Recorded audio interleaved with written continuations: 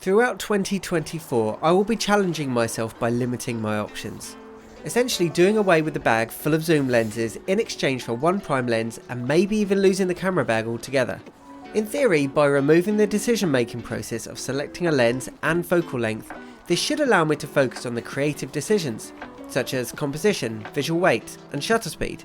But this might backfire and I could potentially miss out on shots that I would have captured had I packed a zoom lens. Let's find out. Good morning everybody. Today's video might be both the easiest and the most difficult video of my prime challenge.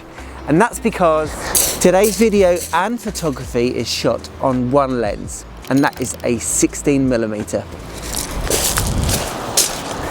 Now it is low tide. I'm down on Brighton seafront. It's windier than I would prefer it to be, but what that does mean is that these interesting clouds behind me are actually on the move, so I'm going to get some long exposures. It's also low tide, so I'm going to go down onto the beach.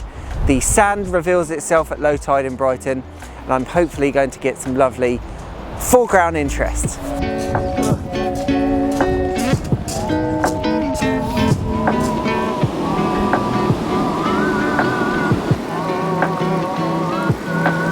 So when it comes to using a wide-angle lens for video, that's the easy bit, because you get a nice wide perspective. You don't even need to have a tripod. You can hold it in your hand and it shows your entire context. But when it comes to photography, now you're getting a massive amount of information in your scene. So that means you've got to find an interesting foreground, midground and background, which is why I've come down here this morning. Let me show you how I'm actually making the most of my foreground using a wide-angle lens. So this morning you can see I brought this iFootage travel tripod, and the reason that I brought this one with me is because it doesn't have a center column. So you don't need to remove the center column to really get this low down to the ground. If you take this composition that I was shooting earlier, I've got lots of interesting foreground here, and if I didn't drop my tripod and I had my tripod all the way up here, you can see all of a sudden this interesting foreground here is not a part of the shot. The interest has been completely lost.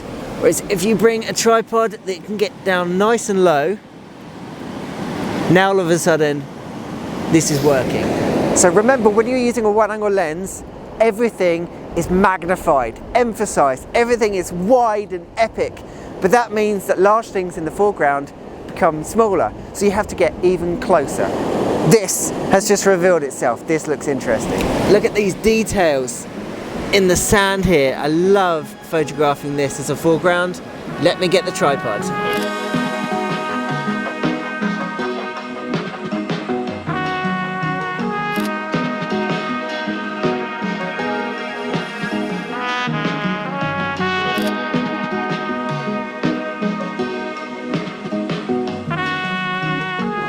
If you are using a wide-angle lens, make sure that you get your horizon as close, as accurate in camera as possible, and that goes for verticals as well. Using a wide-angle lens, if you tilt your camera even slightly up or down, any verticals will start to warp. It's called keystoning. This is just a consequence of wide-angle lenses, so just keep an eye out for that. I know I'm going to be a silhouette, but I wanted you to appreciate the drama in the sky here. One of my intentions this year was to just go out in more turbulent weather. I think when I look at my website and my portfolio, I have too many pretty images. I want to go out, get rained on, be in hurricanes. I want to be in just more turbulent weather, because actually when I have, sometimes accidental, I think I've come away with more dramatic images. So that's my intention moving forward. So when I see a weather report and it says it might rain today, if there's a chance it won't, I'm heading out. Okay, I've got the next shot lined up. This is not typically a wide angle image, but I'll spin the camera around and you'll see that I have framed the West Pier within the Palace Pier. Classic shot.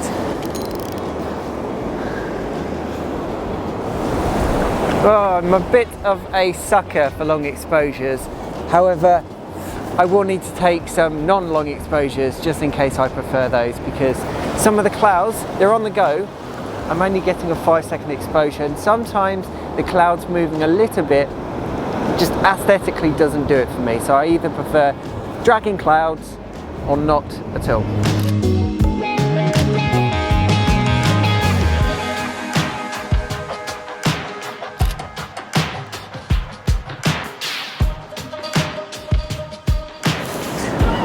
It is just, tied. No, we're okay. No, we're not. I was just enjoying myself. Sun had come out and then a tide comes along and ruins my composition. I have to say, this heading out with one camera and one lens, this prime lens challenge of mine, is liberating. I've removed all choices. Sure, I missed a shot of the moon earlier, which was over the top of the pier. It lined up perfectly with the top of the dome, and I thought if I had a zoom lens, I could have captured that. But it doesn't matter, because actually I've caught some really, really nice images using this 16mm. As long as you are strategic with your lens choices, I deliberately came down to Brighton low tide with a wide angle lens. If you were going wildlife shooting with a wide angle lens, obviously that's going to be a bad day out in the field. But if you're strategic with your lens choices, I think you'll have fun.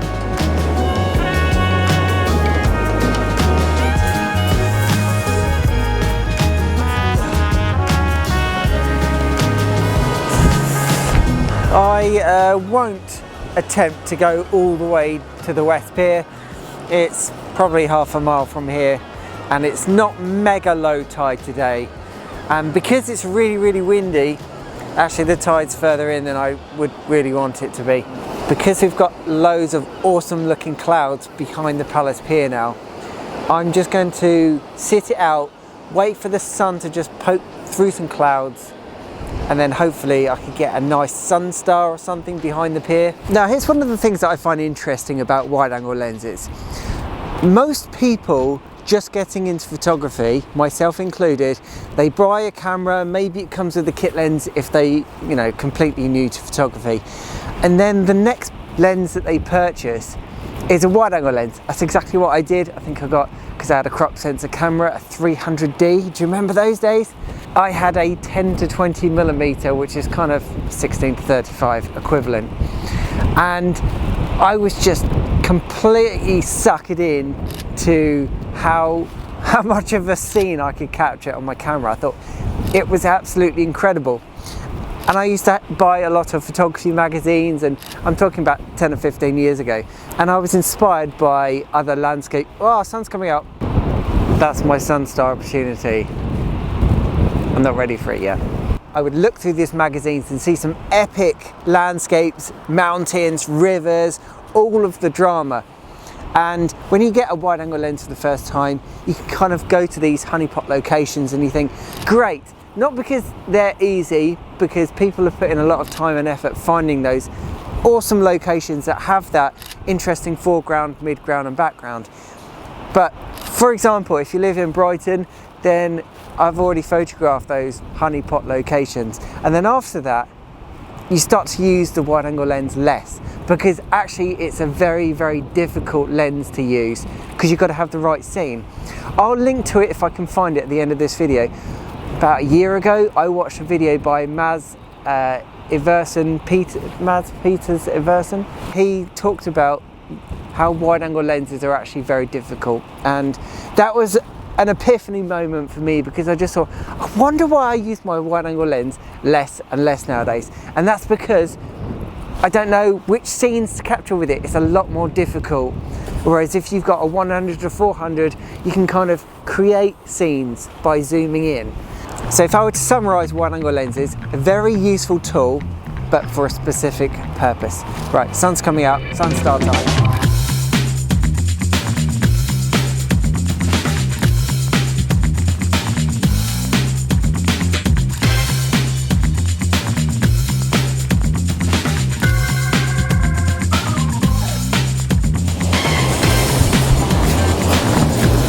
Okay, that's enough Sunstar photographs. I'm completely soaked and I have to get to work.